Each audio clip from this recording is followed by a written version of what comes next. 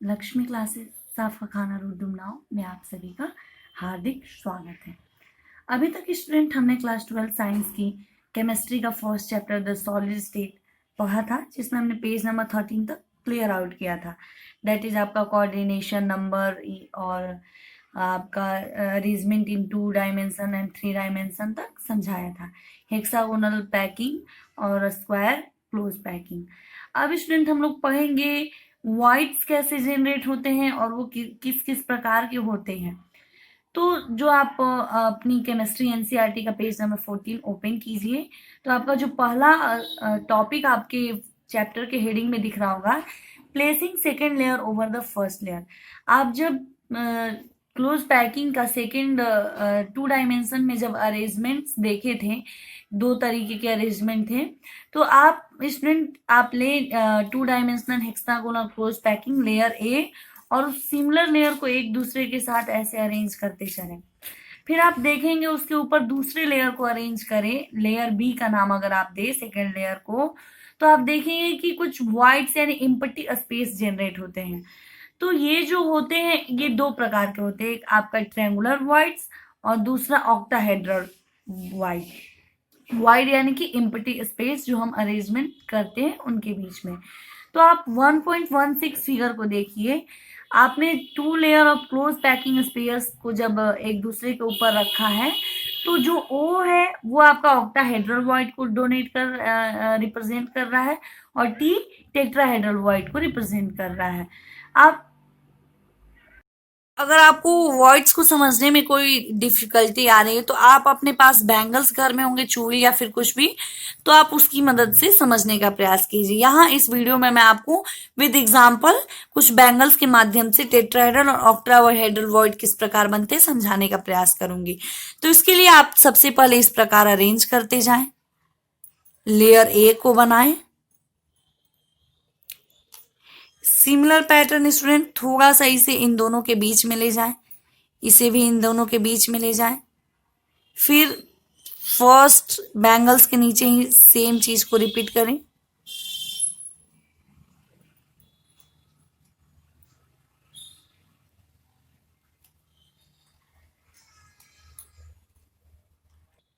तो स्टूडेंट अगर आप इस प्रकार से अरेंज करते हैं तो आपको एक स्ट्रक्चर ऐसे बन रहा है फर्स्ट लेयर में। तो ये स्टूडेंट थोड़ा सा, ये सेकंड जो है हमारा थोड़ा सा पहले वाले लेयर से अलग है। तो स्टूडेंट यहां पर जो वॉइड ऐसे बन रहा है ये हमारा टेट्राहेड्रल वॉइड होगा। तो स्टूडेंट ये जो वॉइड आप यहाँ देख रहे हैं, ये वॉइड, तो ये टेट्राहेड्रल वॉइड हुआ। अब इसके ऊपर आप जब दूसरे लेयर को अरेंज करना शुरू करेंगे, सेकेंड लेयर को, तो अब आपका ऑक्टाहेड्रल वॉइड जनरेट होगा। स्टूडेंट मैंने आपको इसके पिछले वीडियो में टेट्राहेड्रल वॉइड दिखाया, यहाँ पे ये जो वॉइड बन रहा है स्टूडेंट, ये आपका ऑक्टाहेड्रल वॉइड होगा। तो इस प्रकार स्टूडेंट आपने देखा कि किस प्रकार लेयर्स हम अरेंज करते हैं तो tetrahedral and octahedral void generate होते हैं। तो डियर स्टूडेंट आप फिगर 1.6 को देखें, ध्यान से देखेंगे तो आप जो लेयर ए 2 डायमेंशन में अरेंज किए हैं, तो इसमें जो वॉइड बन रहा है वो हमारा टेट्राहेड्रल होल है या फिर टेट्राहेड्रल वॉइड बन रहा है। और जब आप सेकेंड लेयर बी को जब अरेंज कर रहे हैं लेयर ए के ऊपर, तो टेट्राहेड्रल वॉइड्स के ऊपर अगर जो हमारा स्पेयर जा रहा है तो वो एक और वॉइड जनरेट कर रहा है, वो हो गया हमारा ऑक्टाहेड्रल वॉइड। तो टेट्राहेड्रल वॉइड के लिए स्टूडेंट आप इजी शब्दों में अगर समझने का प्रयास करें तो when a sphere of a second layer is above the void of the first layer और वाइस वर्सा, और टेट्राहेड्रल वॉइड इज फॉर्म्ड। जब हम फर्स्ट लेयर के ऊपर सेकेंड लेयर जब अरेंज होते जा रहे हैं तो टेट्राहेड्रल वॉइड्स का फॉर्मेशन हो रहा है।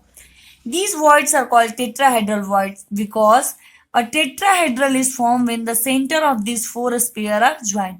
तो जब चारों स्पेयर के हम सेंटर को ज्वाइन करते हैं तो टेट्राहेड्रॉन शेप बनाता है, इसीलिए इसे टेट्राहेड्रल वॉइड बोला जाता है। इस डायग्राम में भी आप देख सकते हैं। नाउ स्टूडेंट टेट्राहेड्रल वॉइड्स को आपको समझने के लिए टी से डिनोट किया गया और ऑक्टाहेड्रल वॉइड को ओ से डिनोट किया गया है।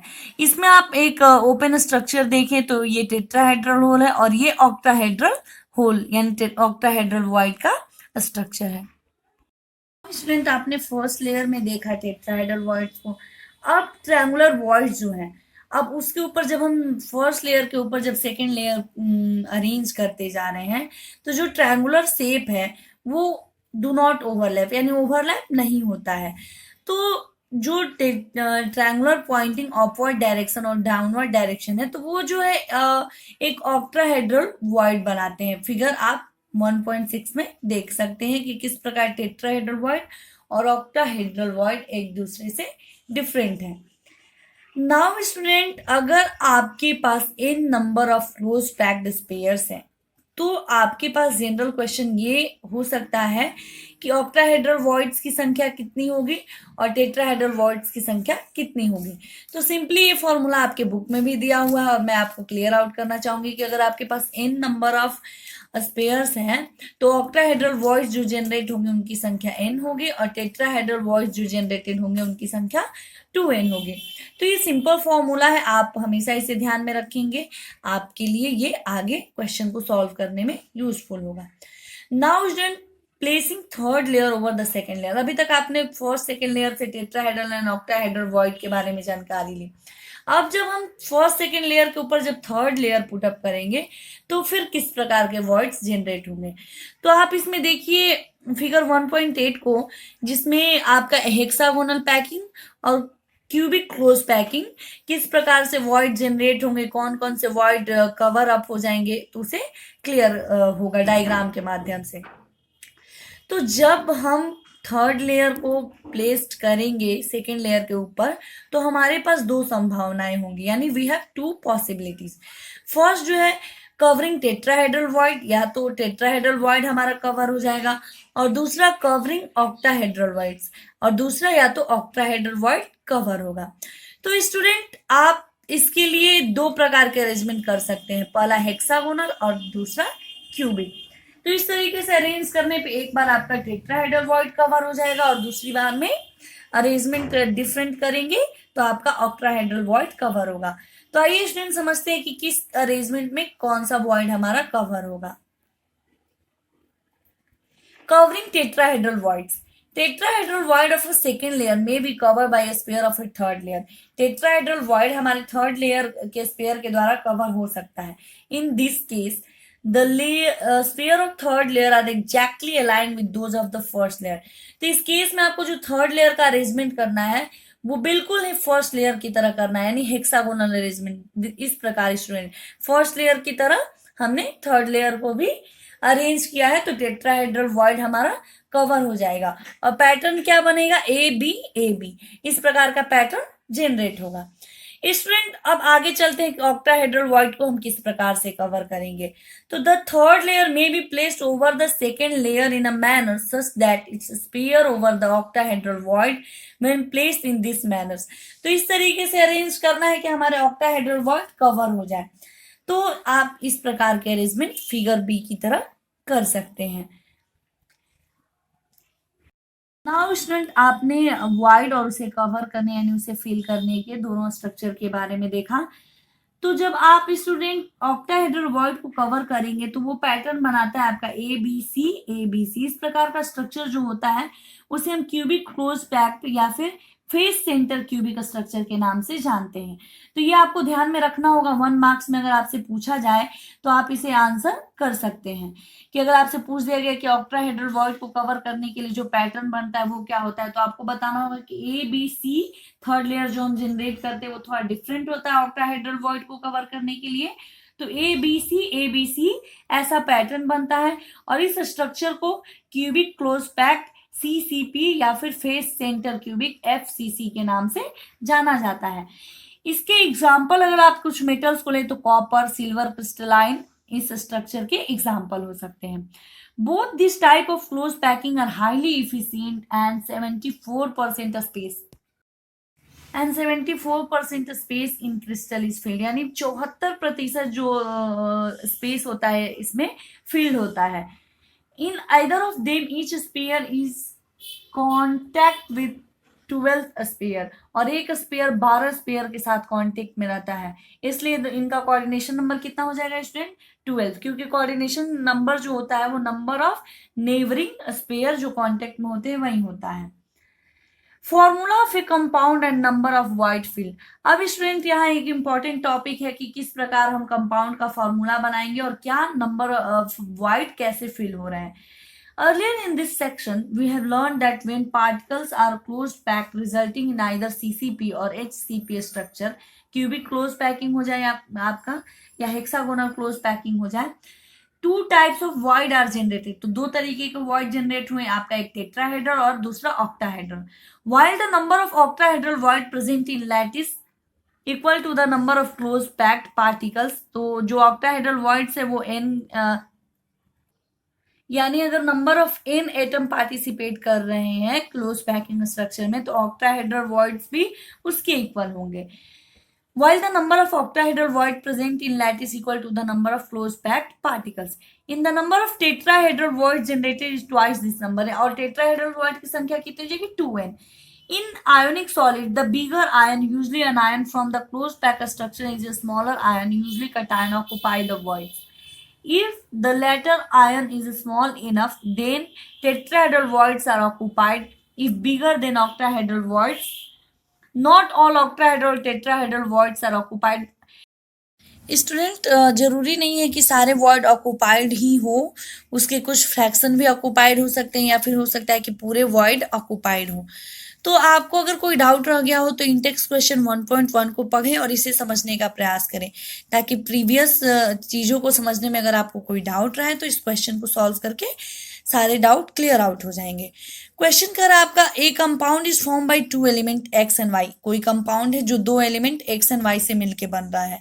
Atom of the element Y as an ion makes CCP and those of element X as cation occupy all the octahedral void. Student point should be note down कि all the octahedral void occupy हो रहे हैं किससे, element X से। What is the formula of compound, तो formula of compound क्या होगा, तो इसे स्टूडेंट मैं आपको अपनी कॉपी के माध्यम से समझाने का प्रयास करती हूँ। तो स्टूडेंट क्वेश्चन ये था कि आपका जो एक्स और वाई से मिलके वो एलिमेंट बन रहा है और एटम ऑफ जो एलिमेंट वाई है वो एनायन है, वो सीसीपी मेक कर रहा है और एक्स जो है वो आपका ऑल द ऑक्टाहेड्रल वॉइड्स को ऑक्युपाई कर रहा है। तो स्टूडेंट आपको मैंने पिछले ही चीज़ों को क्लियर करने में बताया था कि अगर इन नंबर ऑफ स्पेयर पार्टिसिपेट कर रहे हैं क्लोज पैकिंग में तो जो ऑक्टाहेड्रल वॉइड्स जनरेट होंगे उनकी संख्या n होगी और जो टेट्राहेड्रल वॉइड जनरेट होंगे उनकी संख्या 2n होगी। तो इसे 1, 2 एंड 3 रिस्पेक्टिवली इक्वेशन के नाम हम लोग दे देते हैं। तो student according to question CCP में आपका एलिमेंट वाई पार्टिसिपेट कर रहा है और जो एलिमेंट एक्स है वो ऑल द ऑक्टाहेड्रल वॉइड्स को कवर कर रहा है। तो एक्स जो हुआ number of octahedral voids generated हुए यानी पूरा कवर कर लिया है। तो कितनी संख्या होगी, अगर एक्स स्पेयर पार्टिसिपेट कर रहा है तो एक्स या फिर एन, जो भी मानिए कि n number of sphere participate कर रहे हैं तो number of voids octahedral voids की संख्या भी एन हुई। और वाई जो है वो आपका अनायन है, वो आपका सीसीपी में पार्टिसिपेट कर रहा है तो यानी वो यहाँ एक्स और वाई इक्वल हुए क्योंकि जितनी सीसीपी में स्पेयर पार्टिसिपेट कर रहे हैं उतनी ही स्पेयर की संख्या ऑक्टाहेड्रल वॉइड्स में होती है। तो इक्वेशन 1 एंड 2 से 1, 2 एंड 3 से ये इक्वल हुआ, एक्स इक्वल टू वाई, यानी एक्स और वाई इस कंपाउंड में 1:1 में प्रेजेंट है, इसीलिए जो कंपाउंड का फॉर्मूला है वो हमारा एक्स एंड वाई होगा। स्टूडेंट अब आपको क्वेश्चन 1.1 समझ में आया होगा। अगर अभी भी आपको कोई डाउट है तो आप क्वेश्चन अपने कमेंट सेक्शन में पूछ सकते हैं। अगले एग्जाम्पल को देखते हैं। Example 1.2, atom of element B from HCP lattice and those of element A occupy 2/3 of the tetrahedral voids. What is the formula of compound formed by the element of A and B? तो question ये कह रहा है कि आपका element B है, तो इसमें क्वेश्चन ये कह रहा है कि जो आपका एलिमेंट B है वो HCP लैटिस को फॉर्म कर रहा है और जो एलिमेंट A है वो आपका 2/3 ऑफ द टेट्राहेड्रल वॉइड्स को ऑक्युपाई कर रहा है।